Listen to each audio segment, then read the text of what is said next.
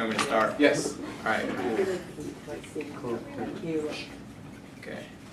My partner and I are from Affirmation and Resolution Resolve. On balance, the benefits of genetically modified foods outweigh the harms. Our first of three contentions is genetically modified foods are key to solving hunger. A. Hunger in the status quo. The UN Food and Agricultural Association found that chronic undernourishment affects an estimated 805 million people around the world. This amounts to be roughly 1 in every 9 people globally. One of the biggest reasons why is because there is a massive food shortage around the world. B. GM foods offer better solvency than conventional foods. Using conventional crossbreeding methods can account for the hunger in the status quo, let alone in the future. This can be explained through basic genetics. Chantal An Lamacane wrote in the International Journal of Genetic Engineering and Biotechnology in 2014, quote, with conventional breeding, there is little to no guarantee of obtaining any particular gene combination from millions of crosses generated. Undesirable genes can be transferred along with desirable genes, or while one desirable gene is gained, another is lost because the genes of both parents are mixed and together and reassorted and less randomly in the offspring. These problems limit the improvements to breeders that can improvements that breeders can achieve. End quote. It is observed that this kind of farming is not able to sustain those already on Earth, let alone the additional 1 billion people expected to live by 2030.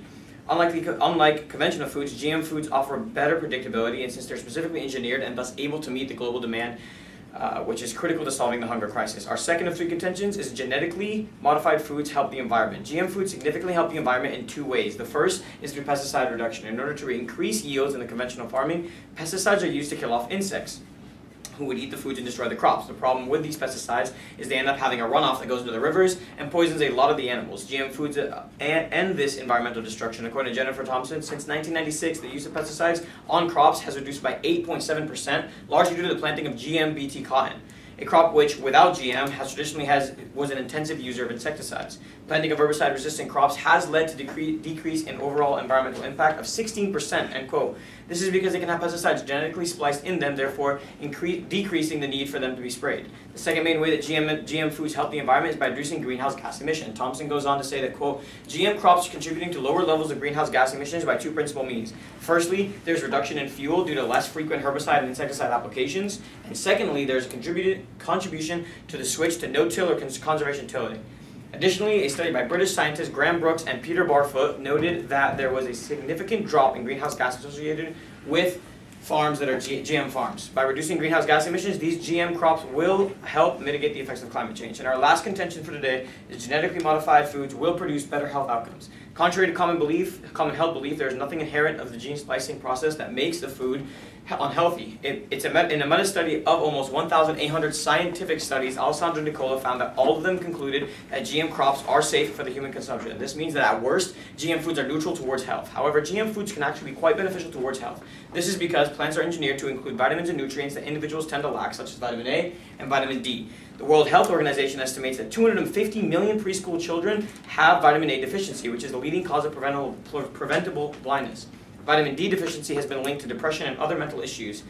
By increasing the accessibility of these vitamins, GM foods are able to create better health outcomes for these individuals. So with all these in mind, first reason being that we have, it helps the hunger problem. Second being that it helps the environment in those two ways that I listed. And lastly, that you have better health outcomes with the GM foods. You're going to vote in the affirmation of this debate. Thank you. Yeah. And so what we did was, I read my case, those are my 3 reasons you're going to vote for me, and now he's going to read his 3 reasons, and then we're going to debate about that for the rest of the time. Is everybody ready? Does everybody know what the topic is? Oh, yeah. You know what? There's 3 of them. Yeah, the main topic. Yeah, the genetically modified foods. Okay. I wasn't sure if you told them that right at the beginning. So the topic, just to repeat, is resolve on balance the benefits of genetically modified foods outweigh the harms. Yeah. So if everybody's ready. My first contention is genetically modified foods are destructive to the environment. Subpoint A is anthropocentrism. Genetically modified foods work by actually engineering the genetic material in an organism. This is the most severe domination of the environment that can exist because the human literally changing the properties of another living organism for the gain of humans. Embracing this spreads the mindset that nature exists only for a means to a human benefit. According to Diane Cole and Samantha Frost, this mindset causes humans to reject the ontological or moral value of the natural world. When this value is decreased, any action taken against nature is justifiable, which means that the accepting this mindset dooms the environment into an endless cycle of destruction, which will eventually result in global warming destruction. Thus, we must reject the anthropocentric ways of genetically modified foods by voting for the negation. Second, subpoint B is honeybees. GM crops are extremely harmful to the health of honeybees. According to Joe Cummins, a professor of genetics at the University of Western Ontario, quote, "There has been a great deal of concern over the decline of the honeybee across the US, Europe, and Australia. GM crops may have lethal effects on bees' behavior. The levels of the insecticide found in pollen suggested probable deleterious effects on honeybees. French and Italian beekeepers have been noticing that imidacloprid, which is a pesticide, is lethal to bees, and that the insecticide is suspected of causing the decline of hive populations by affecting the bees' orientation and ability to return to the hive." Quote. Basically, the pesticides that are required for the GM crops to be engineered, that they're engineered to make, got into the pollen supplies, so when the bees tried to pollinate the plants, the bees were infected with insecticide and then they died. So, what we see is that honeybees are absolutely critical to agriculture. According to the American Beekeeping Foundation, quote, "Honeybees pollinate crops such as apples, cranberries, melons, and broccoli. Some crops, including blueberries and cherries, are 90% dependent on honeybee pollination. Almonds depend entirely on honeybees for population. For many others, crop yield and quantity would be greatly reduced without honeybee pollination. A 1999 Cornell University study said that the contribution made by honeybees amounted to just over $14.6 billion in the U.S. economy annually. Bees are important to so much of today's agriculture that the potential for a gain can't compensate for the loss that GM crop represents to the honeybee population." And our second intention is that genetically modified foods cause water shortages. GM foods require more water than conventional crops. According to the Institute for Science and Society, the report from the farmer can be corroborated by scientific studies that show GM soybean absorbs less water and requires more water than conventional varieties, end quote. They estimate that some GM foods require between 14 and 20% more water than conventional foods. This strains the already scarce water supply of the world. According to the United Nations, more than 700 million people currently live in water-scarce regions, and over 70% of the world's water is used for agriculture. An example of this is the Great Plains Aquifer in the United States.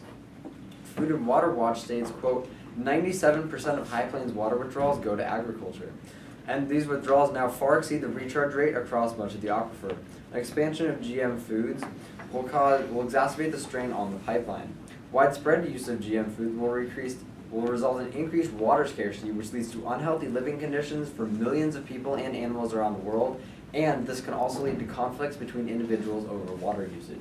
So with these two reasons in mind, first that we see that GM foods are actually destructive to the environment, and secondly that we see that they cause water shortages, which makes people have better or worse health outcomes, we see that genetically modified foods are not good and should be negated. Thank you.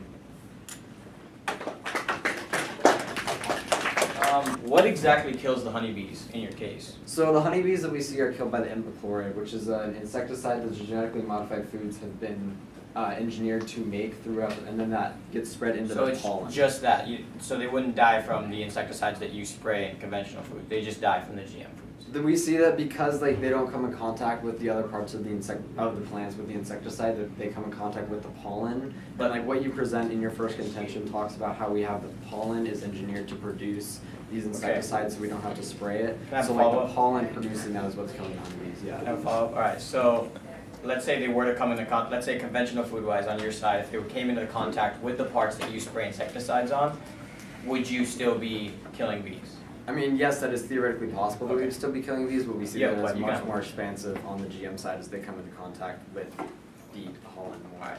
Yeah, so in your third contention, you talk about how they produce better health outcomes. Yes. How do you actually get this food to the people? Because like, the biggest problem with world hunger is not the fact that there's a food shortage, but it's actually because we don't have the infrastructure necessary to transport the food. Okay, so if you want to debate about how we're going to transport the food to people, we can do that. But what I'm trying to debate for you is, as the resolution stated, the benefits of GMOs versus the harms of GMOs. The benefits of GMOs in this case are going to be that they are capable of hosting these vitamins, they are capable of highering the nutrition level in foods, and at that point, that's a benefit. Whether they get to the people or not, that's not what I have to debate about. They will get to the people. We can talk about that later. Maybe you do have to defend that in order to make sure that the GM foods actually offer some sort of real world solvency. That is that they actually at the point where they actually hire the nutrition level in foods. Like we only know that companies will. Okay, first of all, I'm pretty sure that's like engineered, and like I don't even know. But anyway, supplements are good. Yeah, cool. We can debate about that later too. But the fact where like the GMO plants give you higher nutritional values and like better, like more concentrated vitamin D and vitamin A, then you're like, that's a benefit. And so like if that's true, then you're gonna see these companies start to like spread these GMO plants out. They're gonna see them like it doesn't matter about transportation because it will get out. So at the point where that's a benefit, right? Do you have a question? You can have another one if you want. Okay, yeah, so going off this vitamin supplements, we've seen GMOs in widespread use since Monsanto introduced them in 1992 to the soybean crop. Sure. So how come we still have all this deficiency? How come the deficiency has been rising in the last Well, I few mean, years? I don't think they were prioritizing nutritional values back in the day in 1972. Right, I mean, but as we start getting like more modern technology and start kind of expanding in GMOs, we can start to like, oh, we can get vitamin A, oh, we can get vitamin D, you know, stuff like that. You know, like right, but at the even beginning, like it the most started with bread and conservative cheese. estimates show that like Americans have eaten collectively over 1 trillion meals that contain genetically modified organisms. So how can we see the deficiency going up? Yeah, well, I mean, again, I only specifically was talking about specific GMOs that are specifically engineered to give you vitamin A, vitamin D. Like the hamburger we get from McDonald's that probably has GMOs in it is not specifically engineered to give you vitamin A. More Right. like, yeah, fatty acids. So that was time. Alright, So now is a 3-minute 3-minute speech speech where you refute. exactly. So now I'm gonna go up and then he's gonna go up after me and we're gonna like refute each other's cases. So I'm gonna use some of the questionings that I asked in Crossfire, and he's gonna use some of the questions that he asked. You know, like we asked probing questions to kind of figure out like stuff, and then now I'm gonna refute his case and then kind of strengthen mine, and he's gonna refute my case and strengthen his in his next speech. So I'll start that. Usually it's 4 minutes, but for this demo it's 3. Okay, so basically I'm gonna go down his 2 reasons because he's only got 2, and my 3 reasons on why I'm winning, 2 reasons why his are not right. So in his first contention, he basically goes over the honeybees, the environmental impact, stuff like that, right? He talks about how the bees are going to die, and it's anthropocentrism, so we're like hurting the environment, and it's okay to hurt the environment. That's what we're trying to say. No, that's not what I'm trying to say. Anthropocentrism, in his views, is like very abusive to say and very abusive to put on me because what he's technically saying is, oh my God, the world's going to die, the world's going to. All of a sudden we're going to do this if we focus on GMOs. That's not what's happening. We're just bettering ourselves as humans, and like we've been doing this for years. We've been farming, we've been planting, and so like at the point where he's just saying we're all going to die because we're starting to implement GMOs is really abusive and not fair for me because then I can't really say anything because we're all going to die, right? So that's not fair. So you shouldn't really regard that point because it's way too abusive, highly unlikely of happening, and like the fact that we're treating plants bad, like we're not treating plants bad. If they were in our place, they'd be doing the same thing, you know? Okay. Next point that he talks about is the water shortage. Well, bees pollinating. First of all, bees pollinating. Again, like as I brought up in Crossfire, spraying insecticides on conventional foods is already going to do this. Like at the point where he's just going to say GMOs are doing this as well, so they both do this. But the fact that we get vitamin A, vitamin D, and a whole bunch of other good things that I'm about to say, and conventional foods, we're kind of just staying at the same level we've been at for the longest time. You're gonna give this point to me. The bees aren't really gonna do much of a difference. It's not gonna be much of a difference in honeybee population either way you go. His second contention is about water shortages and how it causes water shortages. Well, genetically modified plants we're starting to like initiate genetically modified plants to like take ocean water. We're never gonna really run out of ocean water. So you honestly like they have labs that are being set up right now. They have experiments that are being set up in labs and in the real world where they like drought food in the deserts and then they apply these ocean water plants. And like they're actually able to feed these plants and they're actually able to like feed people with these plants. And so at that point, like the water shortages point doesn't really matter because we're gonna have a crap ton of water all the time. So like that's where we're gonna win on that point. So that point is flawed as well. So like his whole entire case is gone. And then let me just re-strengthen mine real quick. I have 3 points, 3 solid points that you have to like weigh out through this whole entire round because there's no way he's gonna be able to shut them down. They're all benefits. First is, as I stated, like the environment is going to be really important, and I help the environment when we decrease the insecticides and the pesticides. That's decreased runoff, decreased greenhouse gas emissions, which is like the big deal with global warming. And so at that point, I'm technically saving the world. But if you don't buy that as well, I'm going to help you with nutrients levels. You'll see the vitamin A, vitamin D, like he said. Okay, there's no specific examples, but there is. You can see like at the point where we have that benefit, where genetically modified plants can give you that benefit, you're going to vote in the affirmation, and then like. The huge point that I gave, where's the F case? Okay, there it is. Yeah, and then solving hunger in the status quo is huge because like genetically modified foods are actually predictable, whereas his foods are like, we've been at that same level for a long time. So vote F. Your turn. Yay, now I get to give the exact same speech, except it's gonna be better because I'm right. So, is everybody ready? Perfect. So, first off, just going down the affirmations flow, on their first contention, they talk about how genetically modified foods are key to solving hunger. They completely misrepresent what the problem is with global hunger. See, they talk about how the biggest issue in global hunger is the fact that there's a food shortage. But that is actually not true. The biggest issue in global hunger is the fact that we don't have infrastructure to get food from point A to point B. We actually have enough food on the planet right now to sustain everybody on the planet right now, but we don't have the infrastructure necessary to get it there. So they never actually solve the root cause of global hunger, which means that they never actually access this as an impact. And then secondly, they talk about how, in their subpoint B, how GMO foods offer better solvency than conventional foods because they're more predictable. But actually look at what he talks about, where he talks about like conventional breeding, there's little to no guarantee of obtaining any particular gene combination. We actually have, through crossbreeding methods, obtained specific gene combinations. We've been doing that since the 1800s with Gregor Mendel and the monastery. So we see that it is actually possible to get the particular gene combinations that we want, even with the millions of crosses. In his second intention, they talk about how genetically modified foods help the environment. But I want you to cross-apply our first contention. You're going to see that we actually destroy the environment. So look at their own logic that they talk here is that GM crops can be engineered to produce these pesticides, which means that we no longer have to spray the pesticides. This is exactly what I'm talking about in my subpoint B where I talk about honeybees dying, is because now instead of having insecticides applied to the whole plant, we are seeing that they are being applied to the pollen. So it used to not be applied to the pollen, so the honeybees, which now go to pollinate the plants, are picking up and touching and coming into contact with this insecticide, which is what is killing them, and doing what is called colony collapse disorder. So we see that through the AF's own logic, they actually cause honeybees to die, and that's all.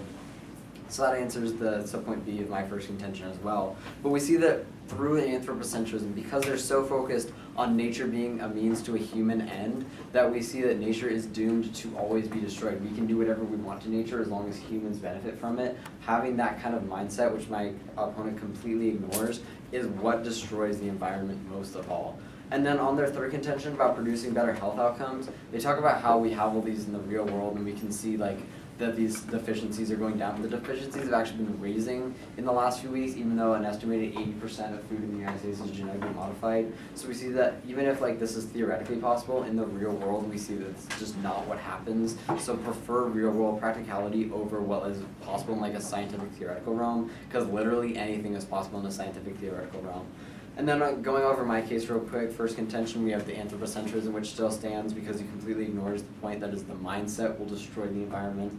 We have the honeybees still stands because his own logic makes the honeybees die more through the pollination.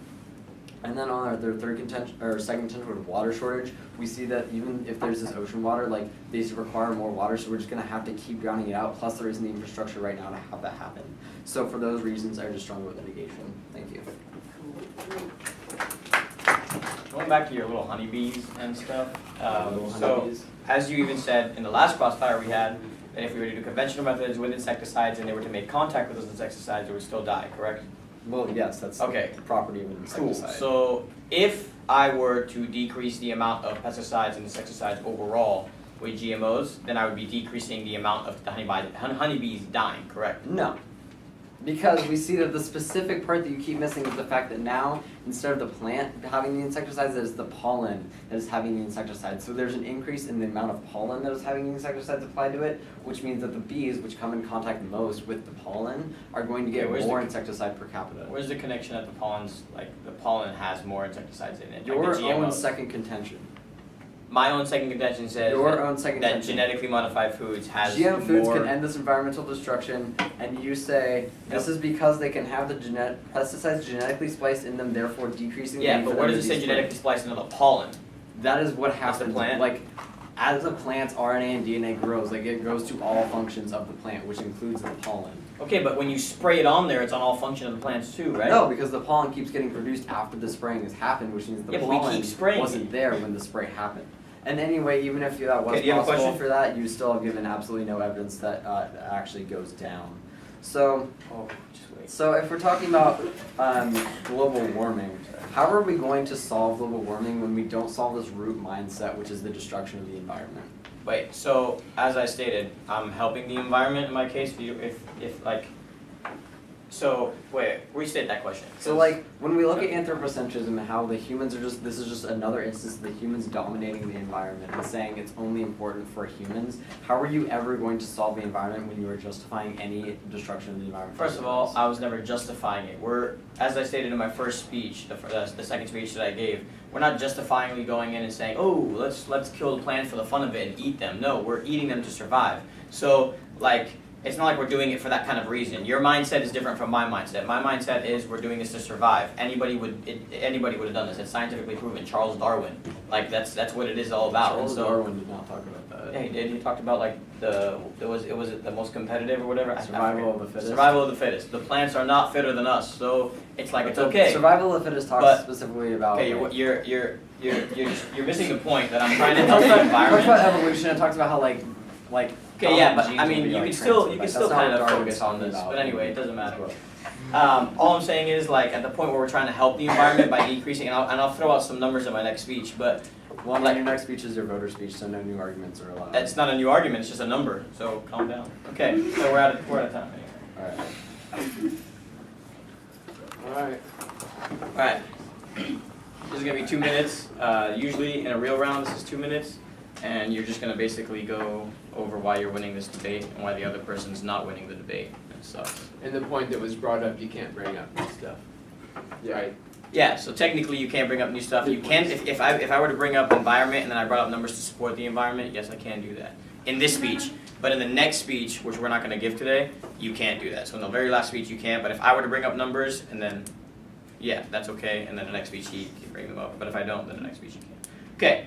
So, 2 minutes. I'm just going to basically go over the major points that we talked about today, me and Austin, and then tell you why I'm winning them and he's not. The first reason is going to be the environment. That's a big one. We've been like back and forth with bees and pesticides and more bees.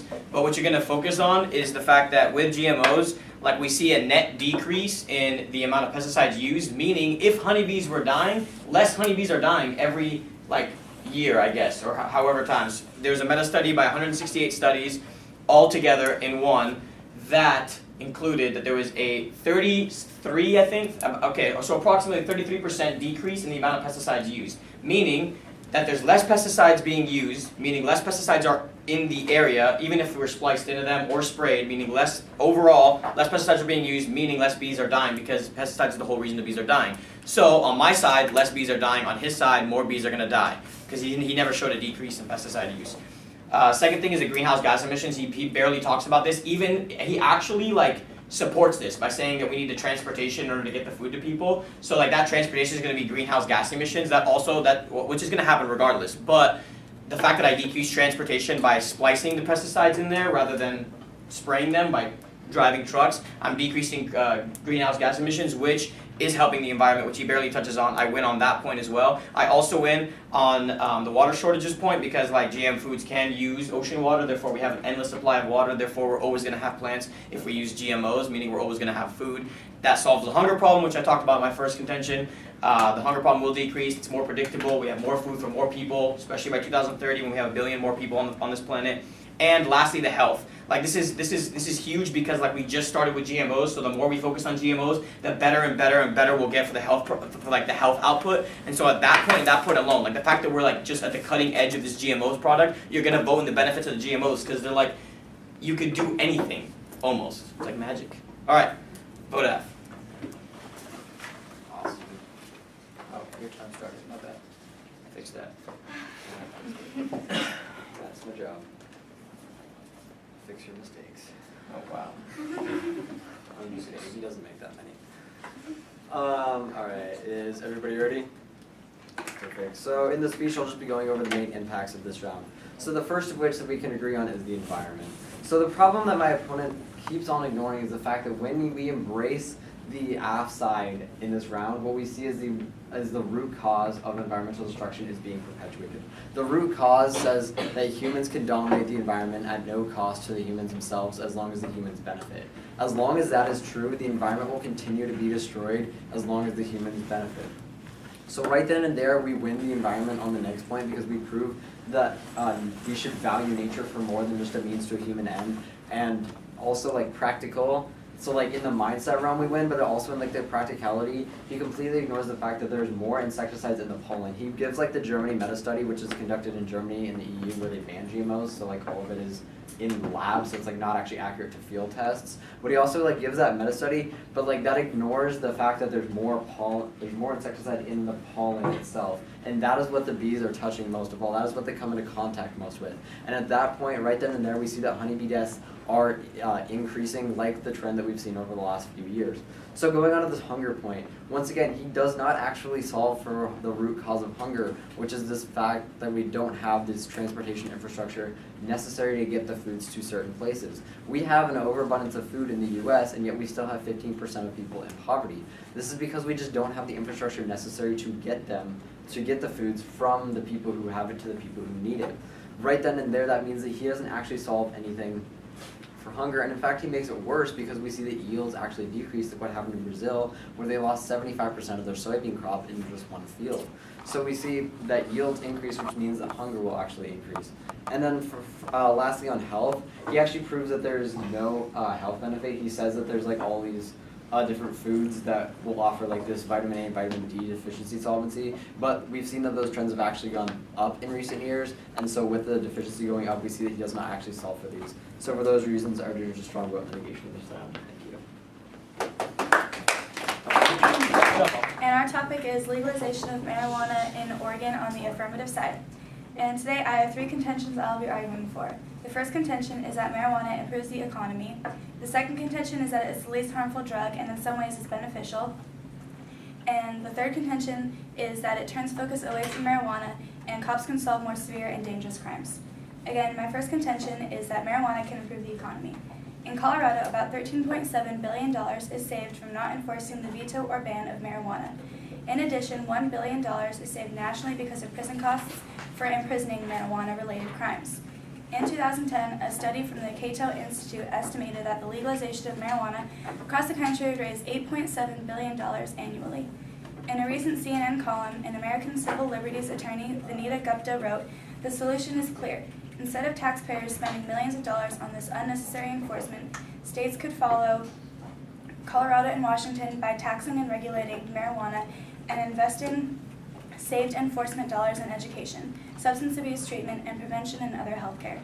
A new study by the personal finance website called NerdWallet suggests that poor states would collect millions if they legalized the drug, arguing that states could gain just over $3 billion in tax revenue from legal marijuana sales.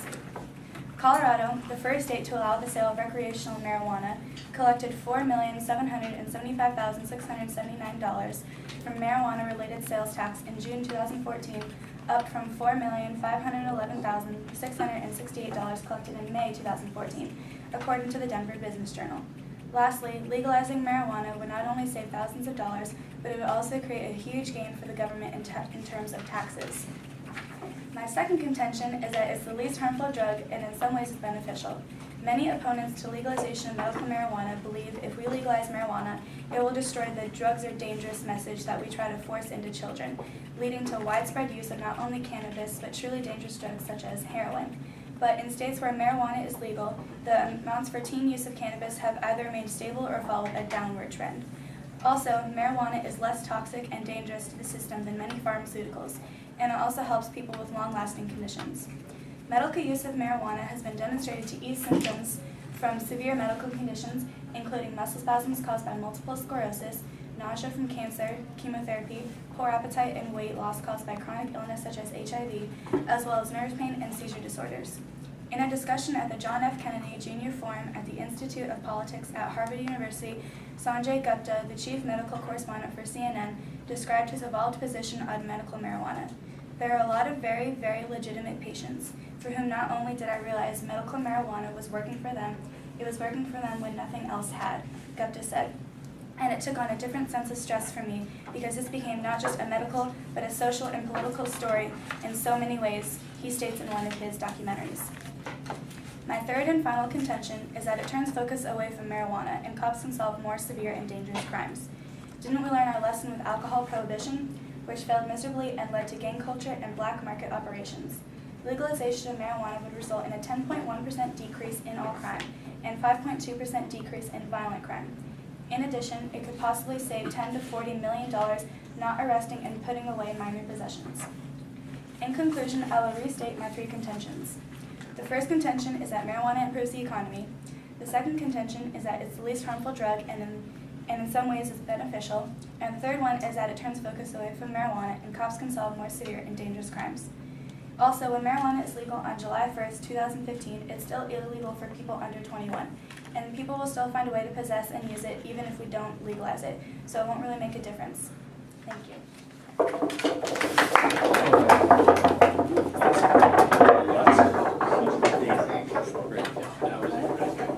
All right, great. How much time is it? 4 minutes. Exactly 4 minutes? Really? Right on.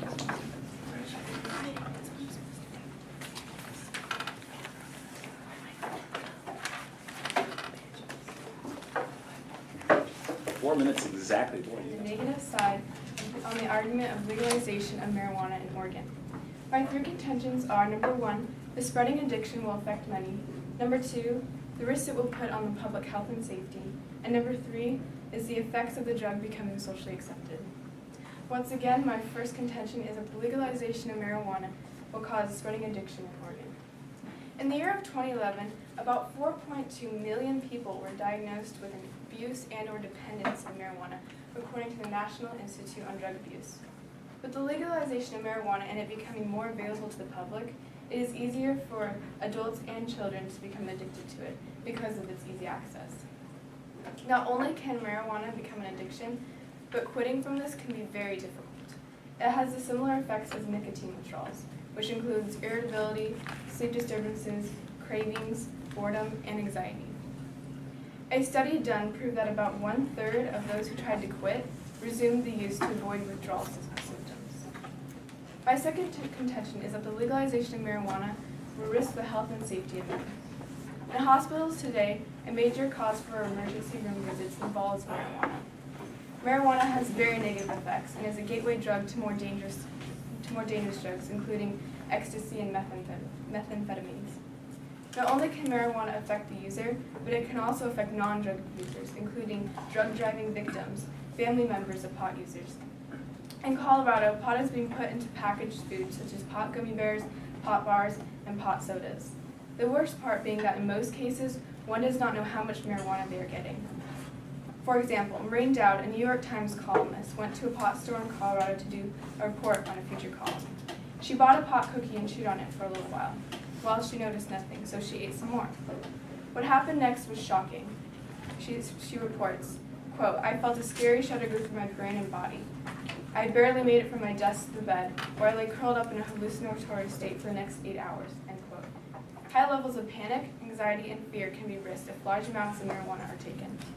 The director of the Drug Policy Institute at the University of Florida states, "The legalization of marijuana will have a massive effect on our public health, on our education, and on our families." My third contention is that the legalization of marijuana will become more socially accepted, causing more and more people to want to use it. The social acceptance that marijuana is gaining is concerning, according to the Coastal Coalition for Substance Abuse Prevention. As marijuana is legalized and seen more regularly, people will become immune to it, causing teens and adults to see it as a non-threat, and therefore having a higher probability to try it. The social acceptance among teenagers and children is even more concerning. According to a study done by the NIDA, reportedly a 13-year-old who begins using marijuana will most likely not go to college and or have a lower income as an adult than one who is not a user. Whether or not addicted to marijuana, marijuana affects everyone, including families, victims of an accident involving drug driving, and the health effects the user must face himself. So again, my 3 contentions are: number 1, the spreading addiction that will occur after the legalization of marijuana; number 2, the health and safety risk that it will put on the public; and number 3, the drug becoming socially accepted and therefore causing more people to try it. Thank you. Like addiction and how it would spread. But people are addicted to a lot of things. Like, you can get addicted to anything. And so like, what's the difference with like marijuana? And because like people are addicted to like everything, like even dangerous drugs, also and like alcohol, and alcohol is legal. And where'd you get your facts about like the spread of addiction? Okay, so like right now, like in 2011, 4.2 million people were reported addicted, like had abuse and or dependence on marijuana, so they were like addicted to it. So that was only in 2011. Now with Oregon, we're gonna have it legalized, like making it more accessible. Like in Colorado, they have pot stores, so it'll definitely be more accessible to people. And so those who may not be addicted now, like they don't have access to it, they could be addicted if it was available to them. And so that number would rise as more states have it legalized. What's the difference when like, since alcohol is legal and like cigarettes and stuff, like those are accessible too? Okay, so alcohol has been around for who knows how long. It's been around for forever. So there's nothing we can really do to make it illegal or legal. And I mean, alcohol is still bad. There's no benefits that alcohol has, besides maybe the taste. But there's nothing good that comes out of alcohol. And so for marijuana, we have a choice to make it illegal or legal. And so why would we want to make it legal if there's no benefits? Is that question for me? Yes. Okay, sure. Please take the question. Okay, so why should we make marijuana legal if there are no benefits to it? There are benefits. Okay. You can tell. You can go. There are benefits. Sure. Oh, you want to know? Explain Do your you want? benefits. Oh, okay, You okay. can't just say there's benefits. Don't explain. Sorry. What about when people have diseases like cancer and they can't take their treatment? And so they use marijuana so they can take their treatment. Okay, well they have like many treatments and like besides marijuana. Yeah, there's they more have than one chemo. treatment Okay. for marijuana too. So like for medical value, it says here. Wait. Can I ask a question then? What treatments are there to instead of marijuana? For cancer, Yeah. there's chemo. There's Yeah, but also don't marijuana users don't people with chemo also use marijuana sometimes? It helps with nausea. Yeah. I'm not sure about that, but I can prove to you. Look, the American Medical Association, the American Society of Addiction Medicine, the American Cancer Society, the American Glaucoma Society, and the American Academy of Pediatrics all report finding no documented medical value in marijuana. So my three contentions are marijuana improves the economy, it's beneficial to you, and it reduces law enforcement. So it improves the economy. Right now, underground marijuana trade is a multi-billion industry, and if we took over that, then that'd be many billions of dollars going to the government, and we'd also make money from permits and taxes that go to states, which then go to the government, and so it help a lot with school and stuff. It help with programs that public programs like TriMet, school, all that stuff. It's beneficial to you. People with serious diseases and pains can use it, and they can take medicine that they can't otherwise. And it doesn't, you can't overdose on marijuana, so it can't kill you. And law enforcement would decrease. 10% of convicted crime is marijuana possession. And taking that away, officers can focus more on crimes like rape and murder, which are far more important. And so they said there's a spreading addiction of marijuana when there really isn't, since it's accessible either way. Why would it increase? And there are much more dangerous things that are addicted to, like alcohol, cigarettes, and ecstasy, heroin. Why? See, with reduced law enforcement towards marijuana, we could send those officers to go after those people and fix them. The health and safety risk, there's really no safety risk. There's more dangers with alcohol and heroin and cigarettes.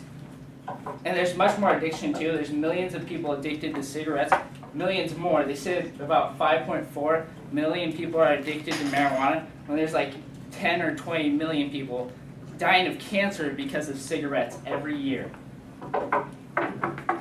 The social acceptance. Either way, cigarettes, on cigarette logos, they make it look all cartoony to addict young kids and bring them in at a young age. While there are things with marijuana where they have signs and stuff that say marijuana is bad, you shouldn't do marijuana. So there's much more social acceptance to cigarettes, which is far worse than marijuana. And the legalization of marijuana would also help reduce the prices of it because it's used for far more things than just like smoking. Like it's used to making rope, like hemp. Hemp is really needed. So also about spraying addiction, you could become addicted to anything, and they really have no facts about how can you tell if someone's addicted to something. Sure, they might show signs of like depression, like they need it, but there's really no proof. You can't really determine if someone is addicted to something unless they use it. And they also said there's like a problem with marijuana too, like the safety risk, like how there's like chemicals in it which are far worse than cigarettes. But cigarette users smoke about 2 packs of cigarettes, like two full packs, which are like 10 each or like 20 in each, about. So they smoke 2 whole packs of that, which is far worse than 1 joint per day. I'm going to be talking about the negative side of marijuana legalization. So first, again, I'm going to restate our contentions. The first one is that, well, obviously we don't believe marijuana should be legalized. We think that with the legalization of this so-called harmless drug comes a problem that a lot of people don't think about, and that is addiction. It's a lot easier to get addicted to something than you think it is, and we don't think that people understand how easy it could be to get addicted if we do legalize it. 2, we think that legalizing marijuana will be a serious health risk. Marijuana-related visits are a major cause for visits to the emergency room, and we think that many medical marijuana users abuse the dosage that they're given and use it as a stepping stone, helping them to take on harder drugs. 3rd, with the public acceptance of marijuana, more accept marijuana itself and drugs into our culture, which increases the likelihood of one to try marijuana or just drugs in general. And I'm sure all of you have taken DARE, so you know the effects of drugs and how it can damage lots of things. So so first we're going to talk about their point was that they said it improves the economy. One point that stood out to me was that they said that legalization would save a lot of money. So my point is if just because legalizing a law is going to save a lot of money, does that mean we should legalize it? I mean, there are so many different types of drugs and other horrible things in this world that we have that are illegal, but if you think about it, we could save so much money from legalizing them. We could save a lot of money for legalizing them, but that doesn't make it right. 2, they said that marijuana is not a very harmful drug. What we said again is marijuana is not a very harmful drug if you abuse it. A lot of people use marijuana as a gateway drug and they use it to take on harder things. And we noticed a lot of people were using medical marijuana to take on harder drugs, and they weren't using medical marijuana for the actual intentions. Which also brings me to another point, which is people who use medical marijuana, that they have legitimate medical reasons. So legalizing it isn't going to be beneficial to them because they have a card that is going to get them medical marijuana whether we legalize it or not. So we're really discussing the issue of recreational use of marijuana. Also, the next one is that the more severe crimes that police can take on, like they said, if marijuana isn't very harmful, then why are there so many crimes that police officers need to take aside and think about? So if we're allowing marijuana, last night my dad and me were reading the news together, and we read a article about a couple of men down in Oregon that were trying, I don't know the exact details, but they were trying to make the marijuana stronger. They ended up catching it on fire, and their police officers and firefighters had to come. So this is happening before we legalize marijuana. What was going to actually happen if we do legalize marijuana? It's going to get a lot worse. A primary contention you guys have is addiction, like people being addicted to marijuana. Aren't people also addicted to chocolate? Like, should we illegalize chocolate then? Is there a possibility that chocolate could actually harm someone? Yeah, It's unhealthy. And people can die of obesity because their body just can't handle it. Well, there's nothing we can really do to control, I mean, how are we gonna control that? There's so many addictions that people have that we can't control, but this is one that we can try to control right now, and that's what we're trying to do. Well, it's illegal right now, but people still find a way to use it and become addicted to it. So do people do that with other drugs as well? Does that make it right? Well, no, but usually what happens to people when when something becomes like allowed, because people like want it a lot more when it's illegal or like not allowed. For example, if like your parents say that you can't do something or you can't have something, you just want it more. But then when you want something, or when you get it, it's not as exciting as you thought it would be, you know, because it Just hasn't been because happening to it's you. not as exciting, it's going to be a lot easier to do, which means there is going to be an increased amount of people who are going to try it, even if they're not going to try to do it to, even if their reasons are to try it, they're going to have the opportunity to try it. You guys got any questions?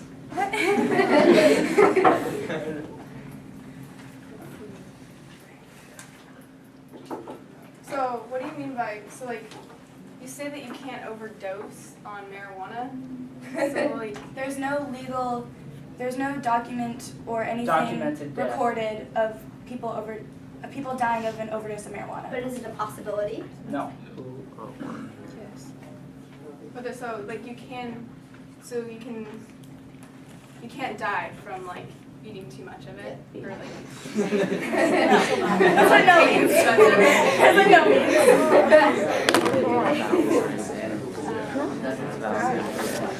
But wait, can I add that? Yeah. It's basically a tolerance. So yeah, the more you do it, like the less it'll affect you. But that's also the same with like alcohol and stuff. It's the same concept.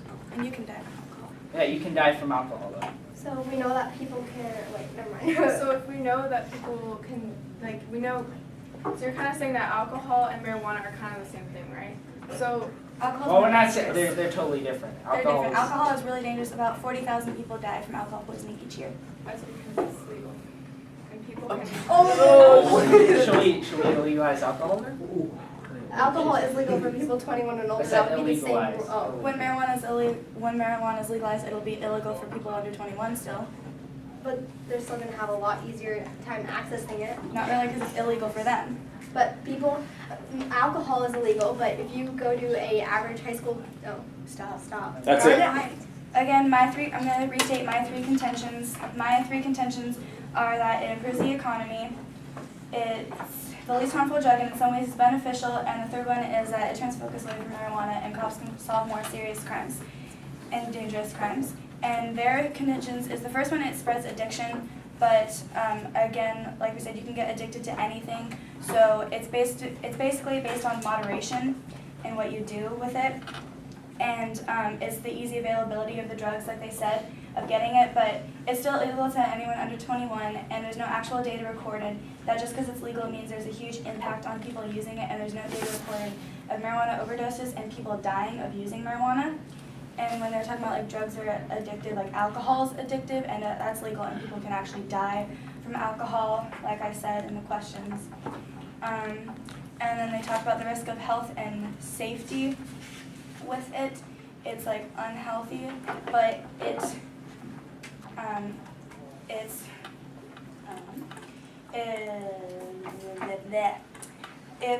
helps with like nausea for cancer, and people who don't have access to using like chemotherapy or radiation or whatever helps cancer, they don't have the money to pay for it. It's easier to, like, they can get medical marijuana, and it helps with nausea and all that stuff. And then when they talked about having it be like a gateway drug to other drugs, a 2014 study found an uptick in marijuana use did not lead to more hard drug use. The findings, along with other research into the subject, suggest marijuana is not a gateway drug. In a way, alcohol is kind of like a gateway drug, because once you get addicted to alcohol, you wonder about other stuff, like drugs, and you want to try that, and so then you could get addicted to other drugs. And my contentions, when I talked about how it's, legalizing the drug in states where marijuana is legal, when they were saying like it's easy access for like kids and stuff, the use of cannabis has remained stable, or it's followed a downward trend. So when it's legal, people don't really, like I was saying, it's not really, okay. point out my 3 contentions. So number 1 is that the spreading addiction will affect many. Number 2 is that it risks the public health and safety of the people.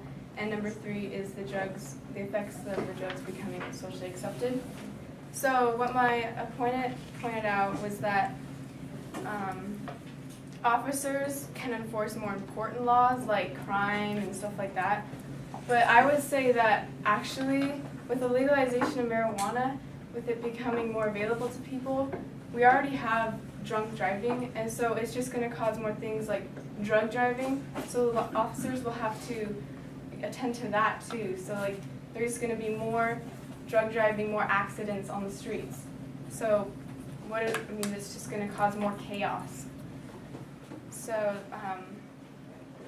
and there are no records of people dying from overdose, but there may not be any records of the actual person taking it dying from overdose, but think of how many people that person affects. I mean, they have families that is worried about them, that they need to attend to, maybe kids that don't have a father. Maybe the father is out somewhere taking marijuana. And there's also the people that are affected by drug driving. So maybe the marijuana user was drugged and he was driving and he affected some victim of an accident. So there's no, people don't get hurt from this. People do. And another thing is how they talk about how medical marijuana is good for cancer users. But actually, it says, like, the American Cancer Association actually reports finding no documented medical value in marijuana. So it's only proving that really it doesn't have any good outcomes for people who have cancer. And it is unfortunate that maybe some people can't get treatment for cancer through chemotherapy or radiation, which is unfortunate, but marijuana is not the answer for cancer. If marijuana isn't harmful, then why would police officers need to put it aside to take on more crimes if it's not harmful? Because it was said it was against the law. That's what police officers are for. Okay. So, let's see. Do you guys want to answer one? Okay, so you guys say marijuana has like no effect with cancer or anything, but when my grandfather was dying and he had to use marijuana to take his medicine so that it soothed the pain, did it really have no effect?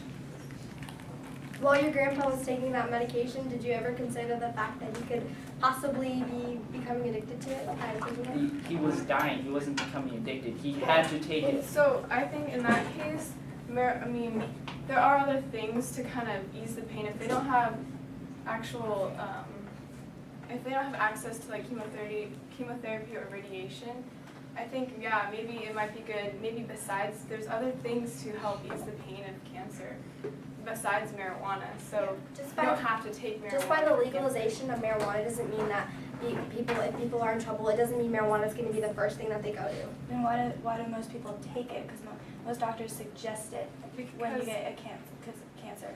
Because people are addicted to it. They go through medical reasons to get marijuana. Because it's not legal in some states, so they do go through medical through doctors to get the marijuana because they're addicted to it.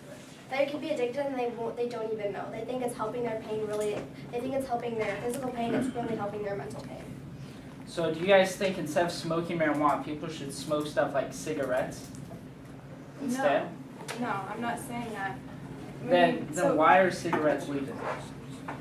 Okay, so again, alcohol. You guys should vote for the affirmative to legalize marijuana because it does improve the economy.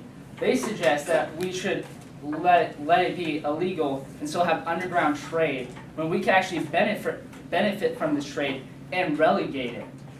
And marijuana is actually very beneficial compared to cigarettes and alcohol, which they think